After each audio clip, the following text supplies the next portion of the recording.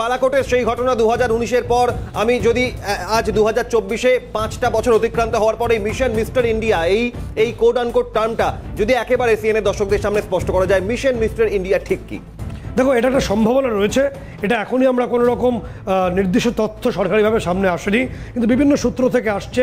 তোমাকে বলে রাখবো, যেভাবে বালাকোটে অর্থাৎ অ্যাবাটাবাদের কাছে গিয়ে আমাদের এয়ারক্রাফট সেখানে একদম বম্বিং করেছিল এবং পাকিস্তানের র্যাডারকে বোকা বানিয়ে দিয়ে, ঠিক সেভাবেই কি আরেকবার হতে চলেছে।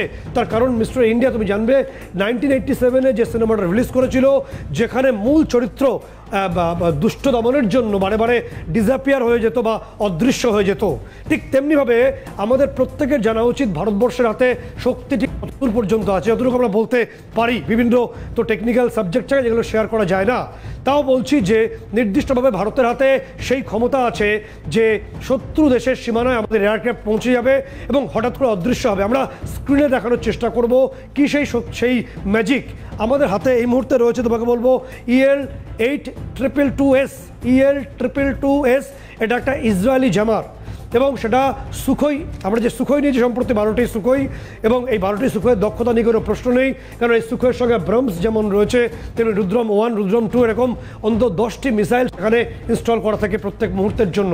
Air to air strike, air to ground স্ট্রাইকে অভ্যস্ত। এবং এই সুখোয়ের সঙ্গে রয়েছে এই EL-8222S, এই অত্যাধুনিক জামারটি। এটার কাজ কি আমরা গ্রাফিক্যালি সেটাকে দেখানোর চেষ্টা করব স্ক্রিনে, যে কিভাবে সেই অদৃশ্য হওয়ার যে ছবিটা কিভাবে সম্ভব এভাবেই যে এই EL-8222, এই যে জ্যামারটা আছে, এই জ্যামার যখন অ্যাক্টিভ করে দেওয়া হয় তখন নির্দিষ্টভাবে কিভাবে অ্যাক্টিভ হয়, অ্যাক্টিভ হওয়ার পরেই শত্রুপক্ষের যে সমস্ত র্যাডার্সগুলো যেগুলো সাউন্ড ফ্রিকোয়েন্সি ম্যাচ করার চেষ্টা করে, শত্রুপক্ষের এই র্যাডারগুলো যে সংকেত, যেটাকে বলা হয় নির্দিষ্টভাবে সাইন ওয়েভ, এই সাইন ওয়েভ যখন ছাড়ে অর্থাৎ নিক্ষেপ করে, সাইন ওয়েভটা কি, সাইন ওয়েভ দিয়ে দেখার চেষ্টা করা হয় যে অন্য পক্ষের কোনো এয়ারক্রাফট আসছে কিনা। আমরা যখন 2টো সুখোই এবং 3টে রাফায়েল এই ত্রিভুজাকৃতির পাঠাতে যদি হয়, তাহলে সুখোয়ের তরফে যে EL-8222S, এই যে নির্দিষ্ট জ্যামারটি থাকবে, ওর সঙ্গে সঙ্গে শত্রুপক্ষের যে র্যাডার তার যে সাইন ওয়েভ বা রেডিও ফ্রিকোয়েন্সি বা সংকেতকে কপি করে নেবে, অনেকটা জেরক্সের মতো, সেম ফটোকপি করা যেটাকে বলা হয়, এবং ও সেটাকে অ্যাবজর্ব করে ওর মতো করে একটা সংকেত পাঠাতে শুরু করবে শত্রুপক্ষকে। অর্থাৎ শত্রুপক্ষ ভাবতে শুরু করবে যে আমরা ঠিকই আছি, এবং পুরোটাই করা হবে আমাদের ইন্ডিয়ান এয়ারফোর্সের সুখোয়ের মাধ্যমে। এরকম একটা করার ক্ষমতা ভারতের হাতে আছে, নির্দিষ্টভাবে আছে।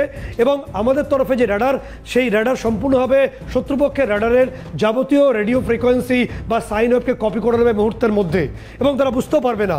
এরপর শত্রু দেশের সীমানা পেরিয়ে একেবারে সদম্ভে সেখানকার আকাশে গিয়ে যাবতীয় কার্পেট বম্বিং করার পরও তারা বুঝতে পারবেন না ঠিক কারা করে গেল, কারণ তাদের এন্টায়ার এয়ার ডিফেন্স তখন আমাদের পকেটে, আমাদের ফটোকপি হয়ে পকেটে প্রবেশ করে গেছে, এবং তাদের এন্টায়ার যে রাডার সিস্টেম সেটাকেও আমরা ডিঅ্যাক্টিভ করে দিতে পারবো। সেই সময় এই ক্ষমতা ভারতের হাতে আছে, ভারতের হাতে অত্যাধুনিক জ্যামার অ্যান্ড এভরিথিং রয়েছে।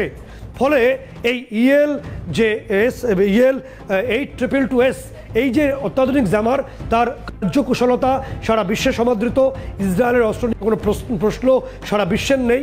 আমাদের হাতে অত্যাধুনিক সে অস্ত্র রয়েছে, যা দিয়ে অত্যন্ত সহজে যাবতীয়টা আমরা, অর্থাৎ শত্রুপক্ষের যে এয়ার ডিফেন্সকে বোকা বানিয়ে এবং র্যাডারকে বোকা বানিয়ে আমরা সহজে প্রবেশ করে অনেক কিছুই ঘটাতে পারি। এটাকে হঠাৎ করে এই যে অদৃশ্য হয়ে যাওয়া, এটাকে অনেকে মিশন মিস্টার ইন্ডিয়া বলছে, এবং সেই আতঙ্কে ভুগছেন বাংলাদেশ সেনাবাহিনী থেকে সেখানকার জামাতের বিভিন্ন শিবিরের বিভিন্ন মৌলবাদীরাও।